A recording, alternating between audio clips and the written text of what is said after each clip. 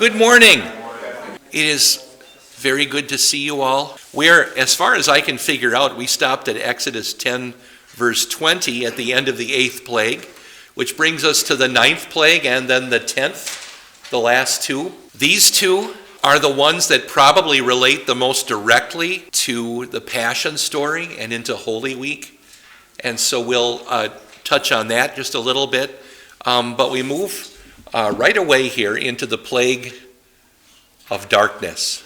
Exodus 10:21. Then the Lord said to Moses, "Stretch out your hand toward the sky so that darkness will spread over Egypt, darkness that can be felt." What a sentence that is. Mashash is the Hebrew word for, it's very rare in the Bible, but it means to grope or to be able to feel something in some way. And I searched for it, and the only other place I can find it, it might be in other places, but there's a good example in Genesis 27. Blind Isaac is being deceived by Jacob and Esau, and Isaac is, you have to close your eyes to do it. He's groping, trying to feel, and he ends up feeling what? The arms of Jacob, because Rebekah put goat hair on his arm and so forth, and he's kind of groping around like that.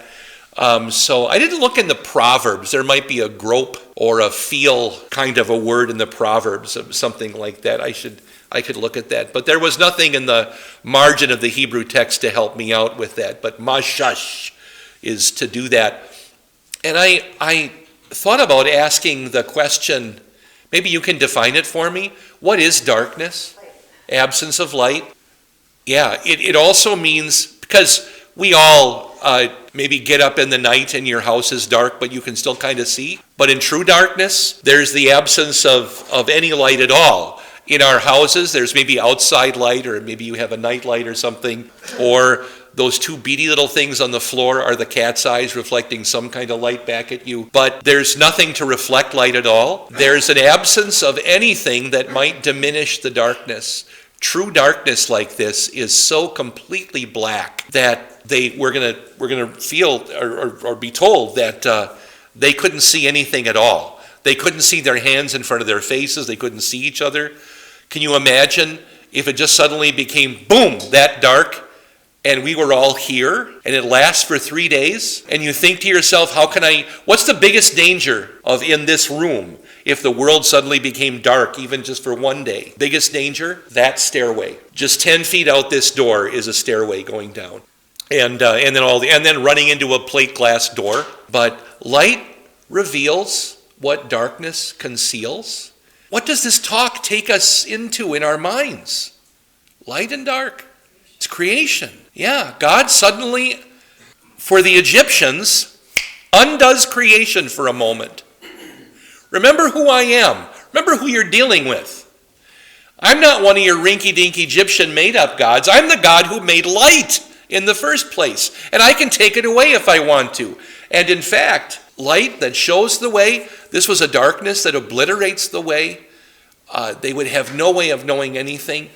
And in our application of this can be seen as a type of hell, a total separation from light, from joy, from rest, from happiness, to be in that kind of darkness, deprivation of natural light, but also a blindness of the mind. You can't think straight. A perversity of the will. You can't reason properly. It's the sending of calamities and afflictions and miseries of every kind. Did it come to your mind as well as mine? Darkness for 3 days. Where do I go? To the bathroom. Exactly.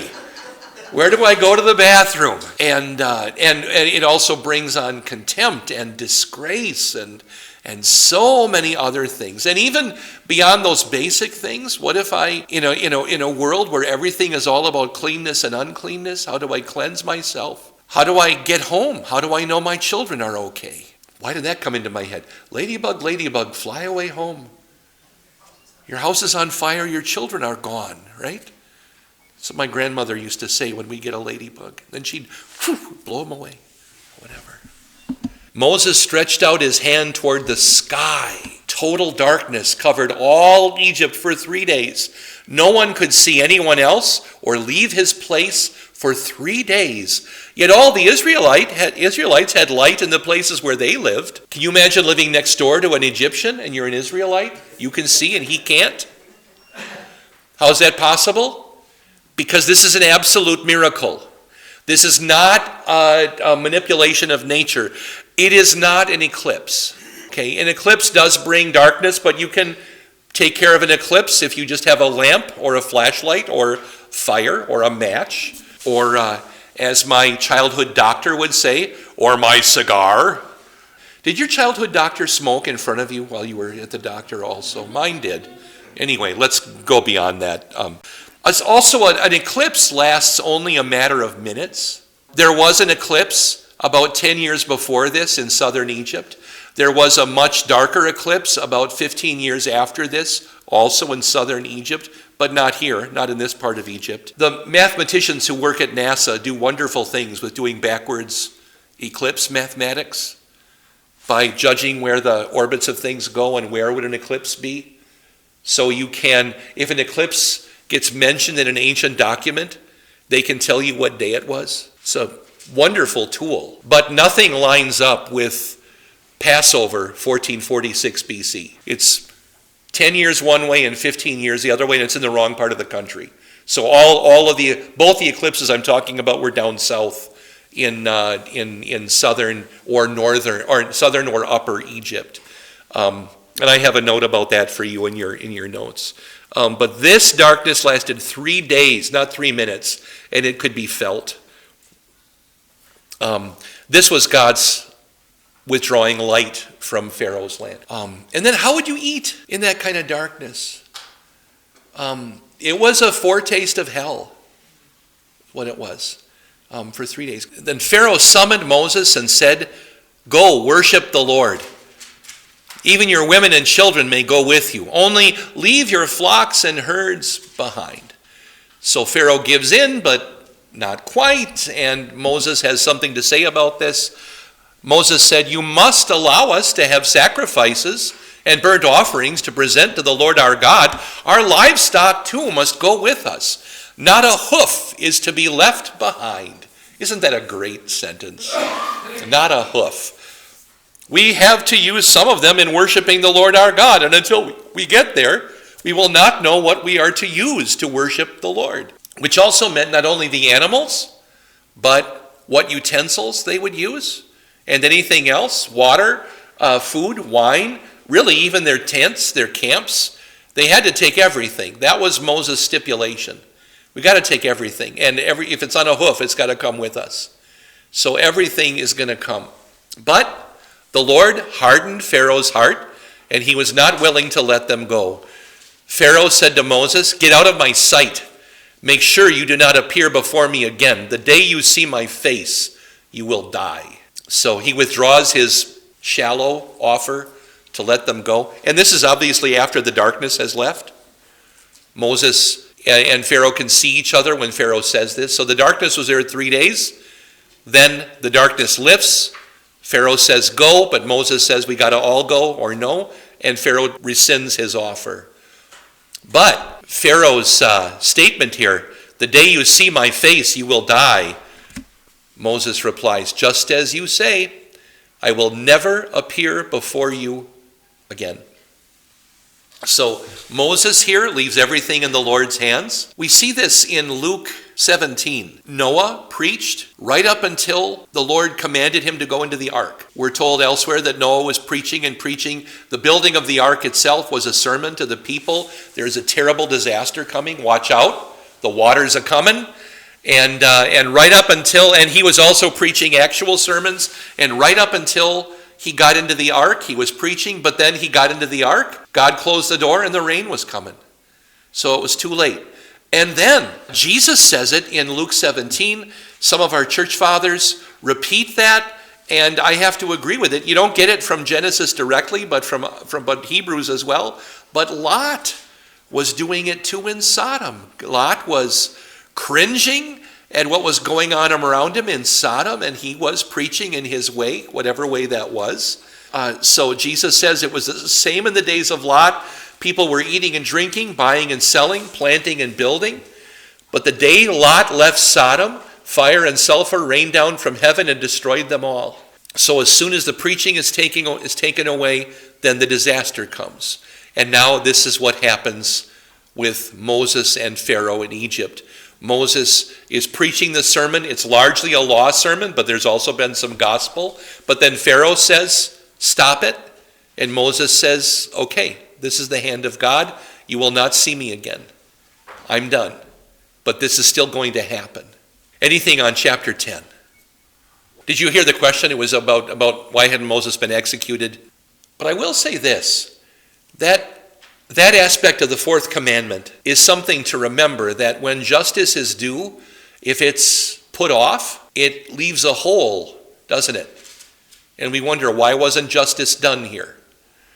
So the scripture is very clear about justice. If it should be done, it should be done. Do it and move on. Don't delay it either. That's also in Proverbs. All right, chapter 11, very short chapter here. Now the Lord had said to Moses, I will bring one more plague on Pharaoh and on Egypt. After that, he will let you go from here, and when he does, he will drive you out completely. So God has foreseen that Pharaoh will not let the people go as Moses had demanded, but he will, in fact, not let the people go. Pharaoh's going to drive them out. Pharaoh's going to do the opposite. He's not going to let them remain in Egypt when the time comes. And Paul, with regard to turning away from Pharaoh, Paul also said to Titus, give a divisive person one warning and then maybe warn them a second time, and after that have nothing else to do with them. Have you heard that passage in Titus? That also applies here with Pharaoh. Moses warned him and warned him and warned him, and then when the time came, okay, the warnings are at an end. And it was Pharaoh himself who ended the warnings. So, this is God still speaking. Tell the people that men and women alike are to ask their neighbors for articles of silver and gold. That is after the final plague. So after let's clear up the details here. What's the final plague, the 10th plague? The death of the firstborn. We're going to be told every household was affected by the death of the firstborn. If you were a firstborn son, didn't matter how old you are, how young you are, or if you had feet or hooves, every animal, every human, firstborn was going to die. And so God tells us every household in Egypt was affected by this. And it's after that the Israelites, men and women alike, are to go into these houses and say, can you give us some silver and gold? We're taking a trip. And they did. And they did. And we'll hear more about the why here in the next verse. But after the plague, ask the neighbors for articles. Why does God want them to, as we're told later on, plunder the Egyptians this way? What's the gold for? It's to build the Ark of the Covenant and the tabernacle. That's what they were going to use, is this plundered Egyptian gold to build all of the things. God's going to send them out into the desert and say, build. And there are people who read the Bible a little bit too lightly will sometimes ask, well, where did they get the gold? Well, they plundered the Egyptians on the way out there.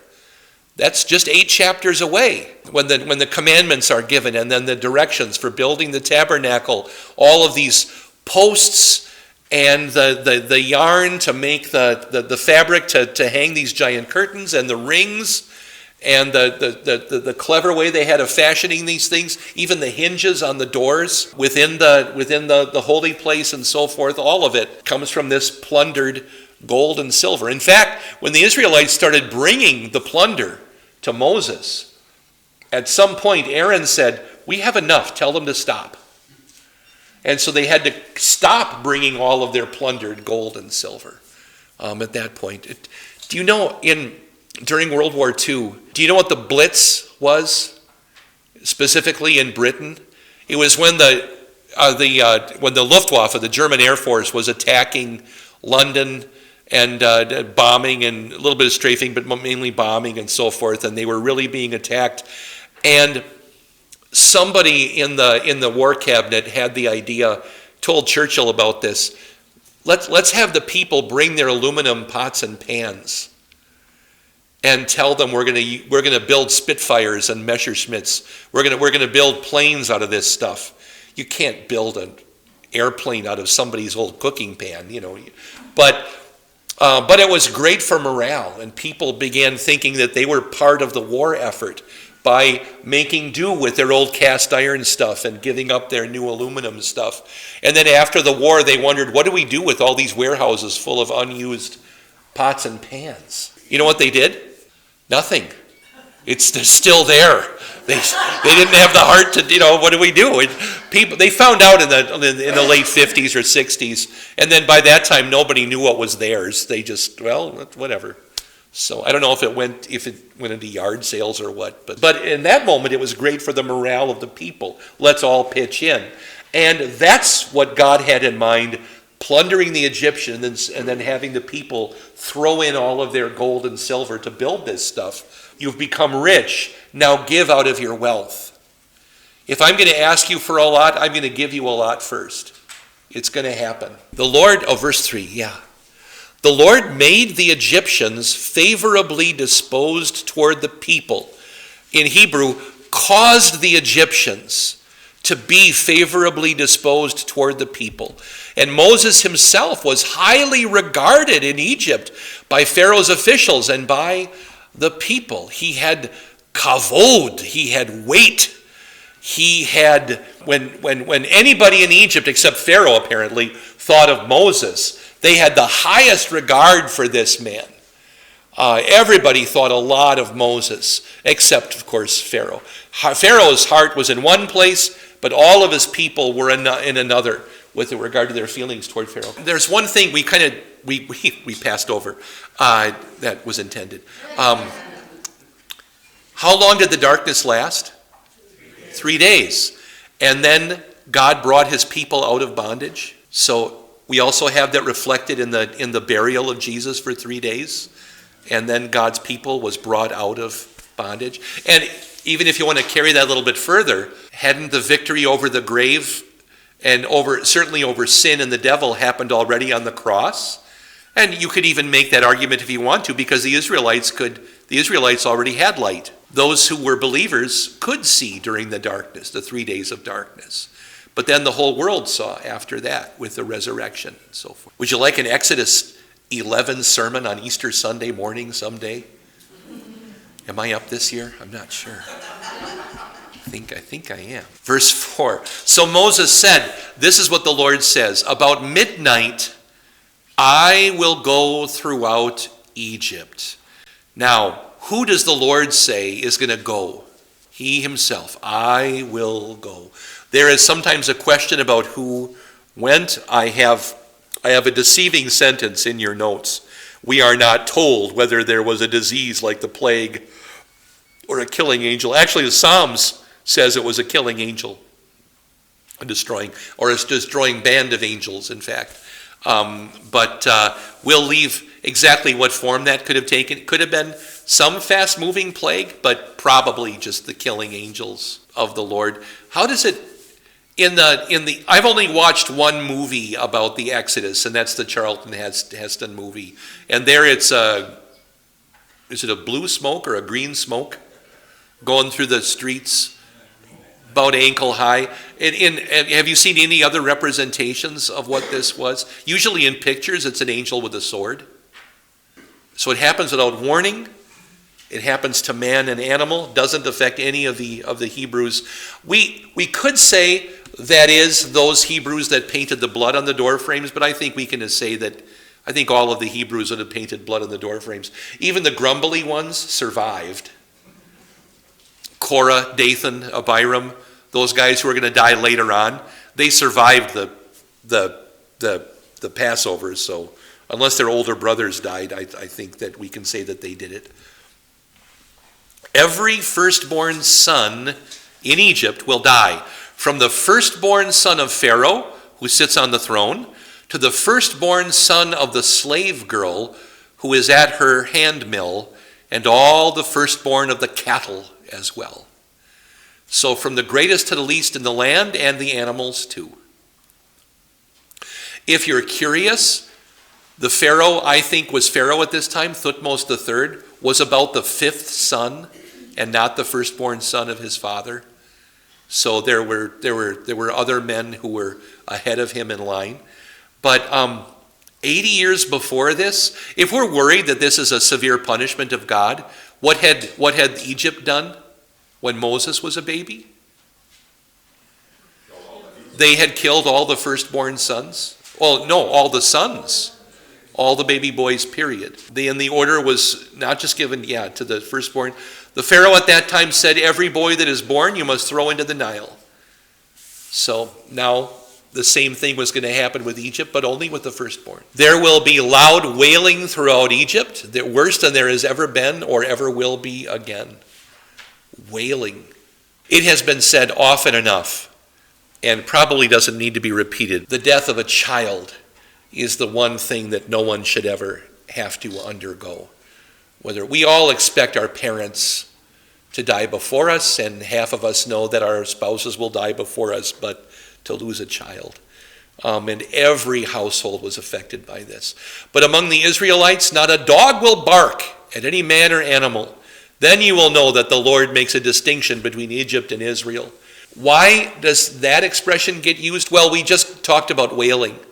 So, in the Israelite houses, no wailing, no crying, no noise, not even a dog barking, nothing, because there's no sadness, no grief among the Israelites. Then you will know that the Lord makes a distinction.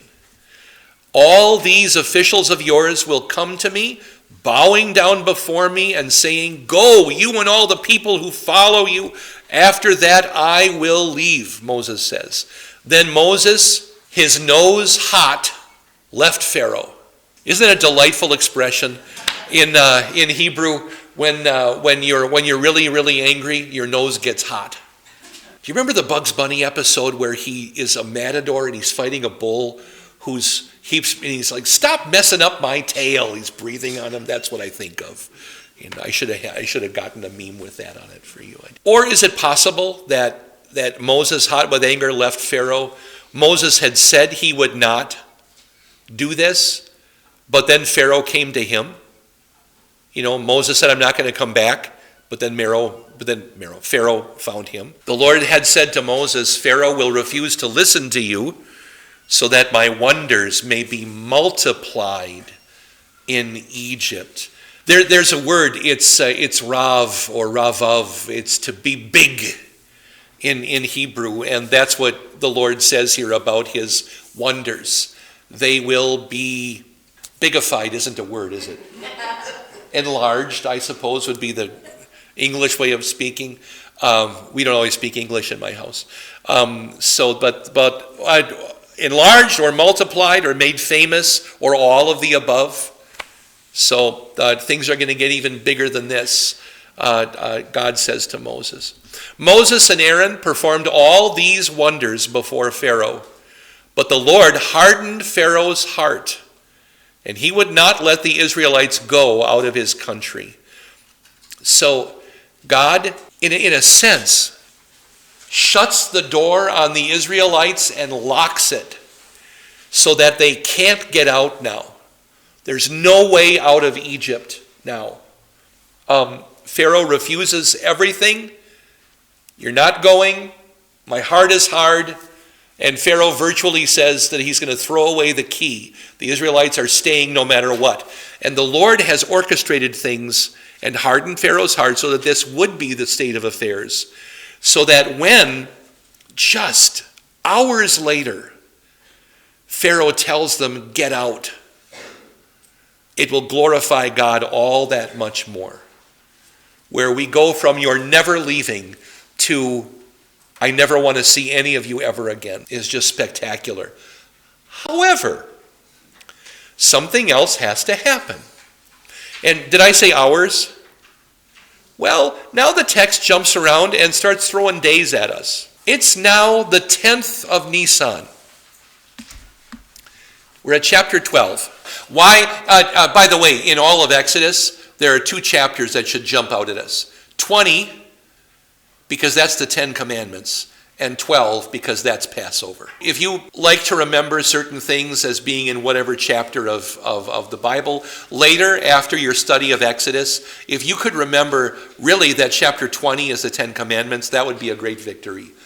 But if you also want to remember one other chapter, it would be that chapter 12 here is the Passover. And I wasn't sure we would get this far. I'm surprised we got as far as we did, as quickly as we did. So I don't have any pictures, nor did I bring along any roast lamb or anything else like that for us to look at. But we'll see what happens next week. Chapter 12. The Lord said to Moses and Aaron in Egypt, "This month is to be for you the first month of your year."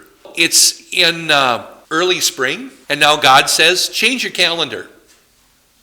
What had they been using up to this point? Well, I looked that up. This month in Egypt was called Pachons, the month of the early harvest. The spring equinox was celebrated on about the 6th of Pachons, that's March 21st. The Egyptian calendar was pretty stable throughout the long history of ancient Egypt. And on the 20th of Pachons, about April 4th, there was a festival observed by the Egyptian priests and magicians who believed that on that day, each year, the goddess Maat brought the souls of the dead before the other gods for judgment. And so, but it wasn't the beginning of the year. That was in July in Egypt. So the Egyptians were following a July to July calendar, which is a little bit like our fiscal year. So whatever calendar Israel had been using up to this moment, which I'm guessing was probably the Egyptian calendar, something like that, this month in early springtime was now going to be the first month of their year. They called it Abib, which means ears of grain, for the early harvest. And later on they renamed it Nisan, which was the Babylonian word after the Jews came out of the exile. We don't have the names of all of the Israelite months in the Bible. We have, I think, 8 of them that are mentioned in Scripture here and there. The festival months and a couple of other months, usually the month after a festival we find out. But there are a couple of outliers that we just don't have mentioned. If somebody were someday to collect all of your letters and emails, would you be shocked to find out that you had never mentioned November or June, yourself, that you never wrote those words out? That's all it is. It's just a case of that. But in the back of your Bible, if you have like a study Bible or one with notes, that probably has a calendar in it or something like that, you will see the Hebrew names for all 12 months. And the question sometimes is given, how do we get these? Where do they come from? They come from one of my favorite archaeological stories. A little boy lost his homework. It's true. There was a boy in the Philistine city of Gezer.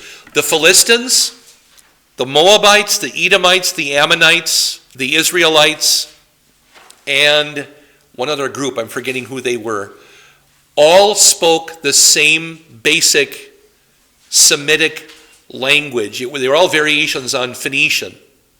Oh, the people of Tyre and Sidon. That's the last group. Variations of Phoenician. It's called Northwest Semitic. It is quite possible that the book of Job is written in a dialect of Northwest Semitic and not of Hebrew.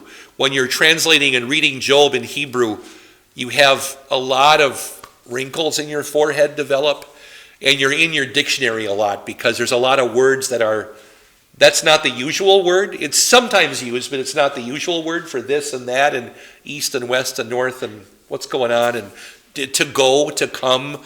The word which or that is different.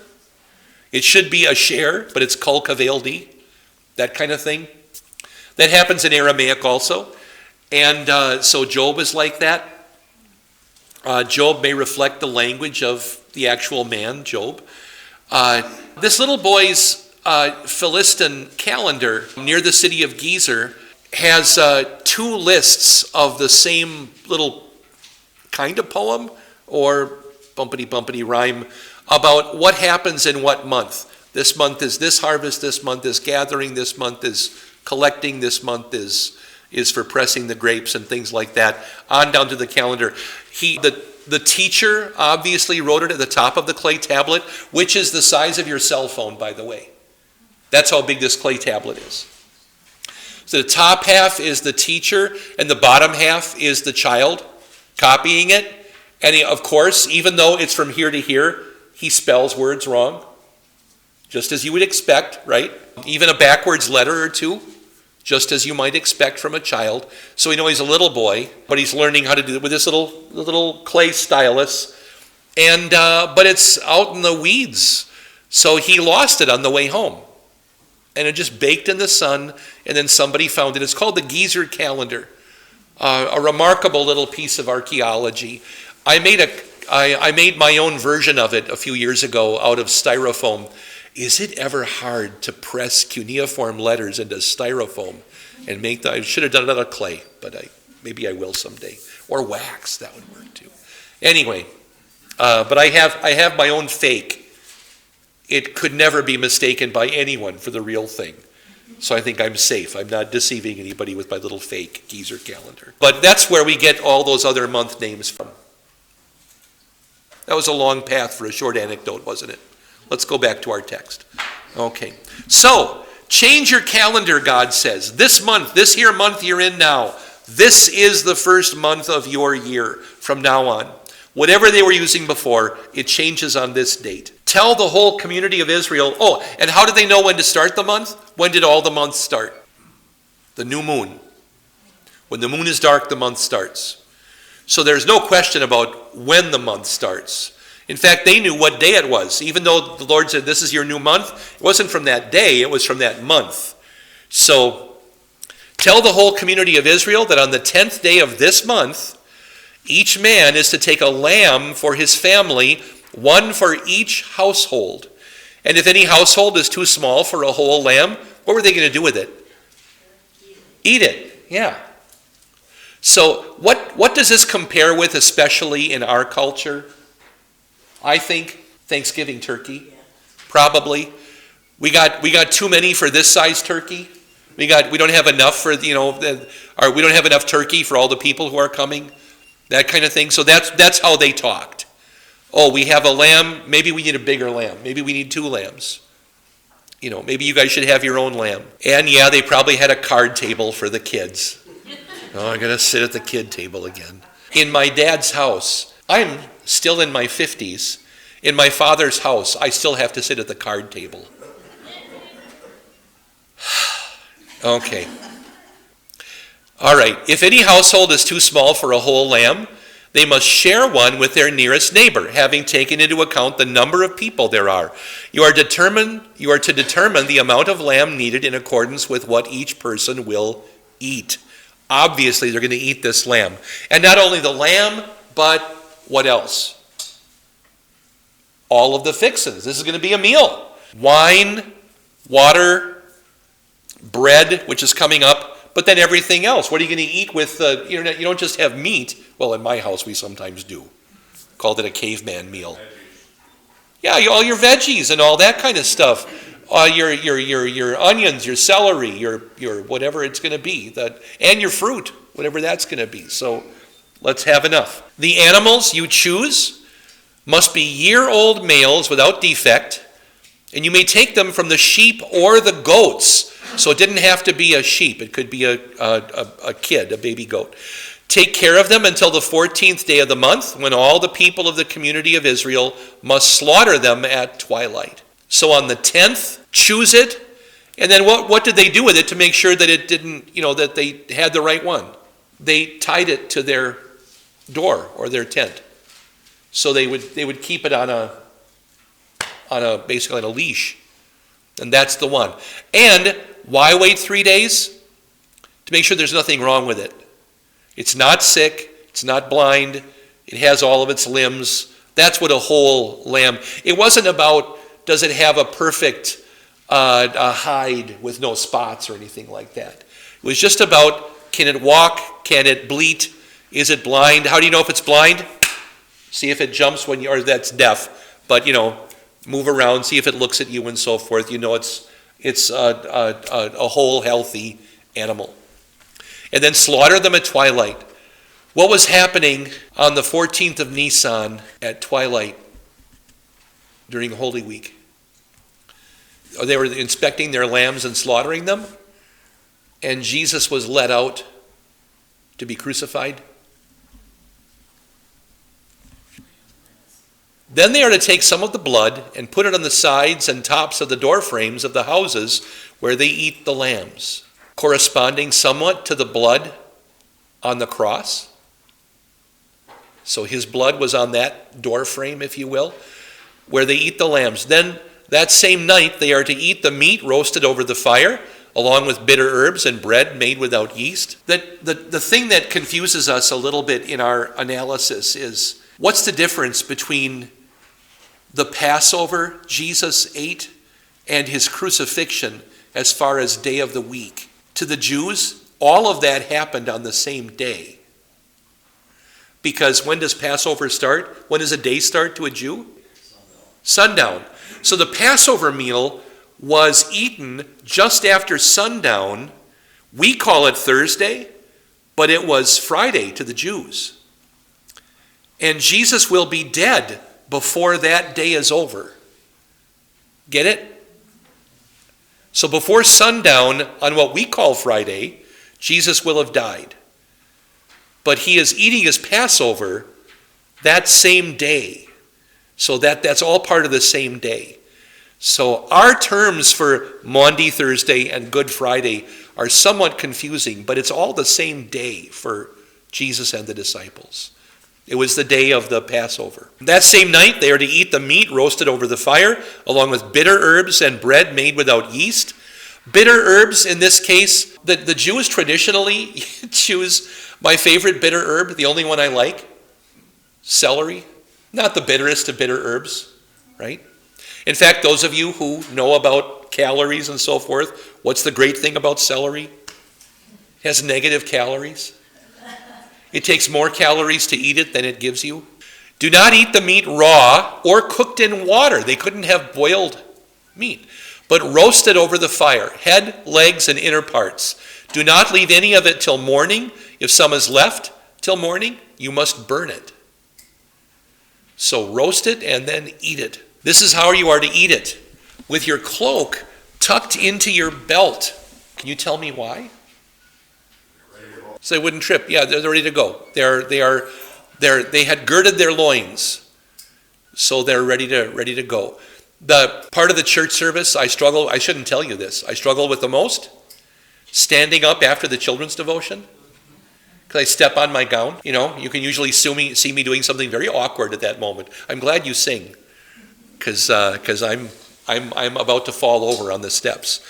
So, and then your sandals on your feet. Eat with your shoes on, and your staff in your hand. Be so ready that you are really, really ready to go. Eat it in haste. It is the Lord's Passover. How many of you eat your meals with your shoes on?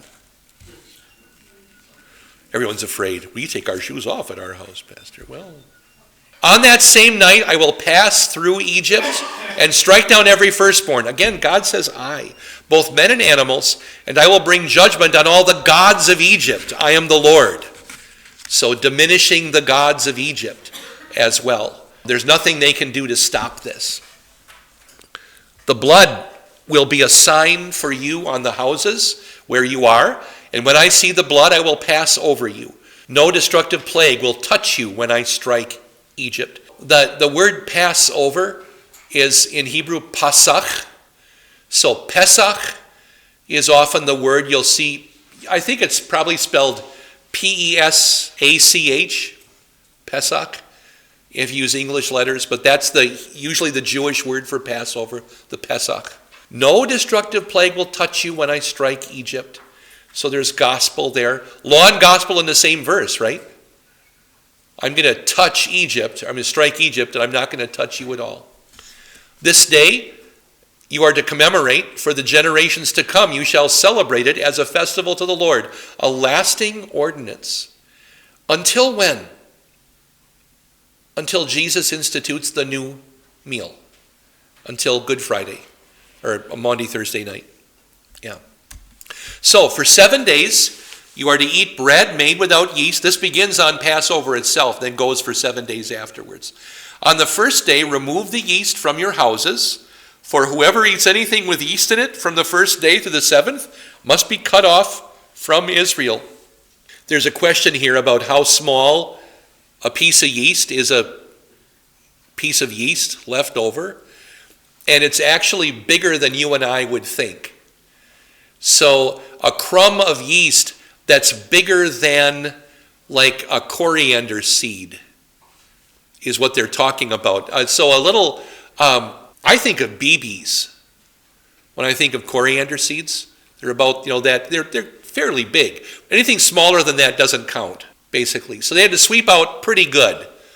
And obviously, if you have something less than that, you're not going to use that as your culture or something, to make more yeast later on. But sweep it out pretty good.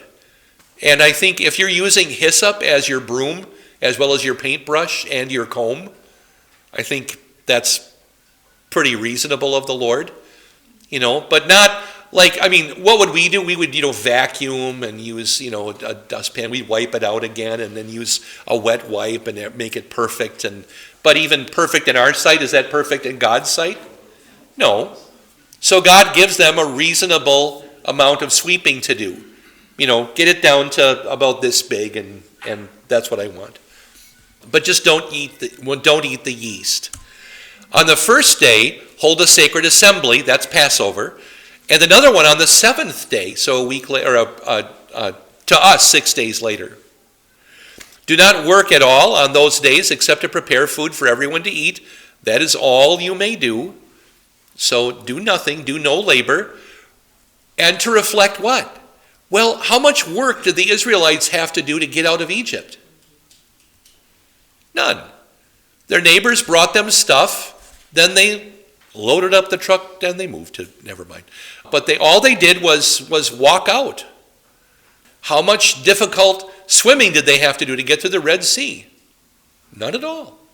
If they were sweating, it was because they were nervous. It was not because they were working hard to get out of Egypt. It was just go away, and they went. Celebrate the Feast of Unleavened Bread, because it was on this very day that I brought your divisions out of Egypt.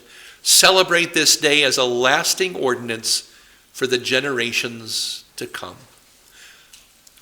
The word God uses here for divisions is a military term. So by your hosts, by your armies, divisions. Why? Because they were going out to conquer Canaan. So God is already looking ahead to the next move. You're going to leave Egypt. You're going to leave Egypt peacefully, but you're not going to enter Canaan peacefully. We're going to be told here in the text in this very chapter that they had 600,000 men who were of military age, which gives us a total number of about 2 million Israelites. If you do the math there, probably more. At the very least, 2 million, maybe more. We'll pick it up there, chapter 12, verse 18, next time. Until then, God bless you all. Thanks for letting me do this. You've been listening to Invisible Church, the Bible study podcast from St. Paul's Lutheran Church, New Ulm, Minnesota.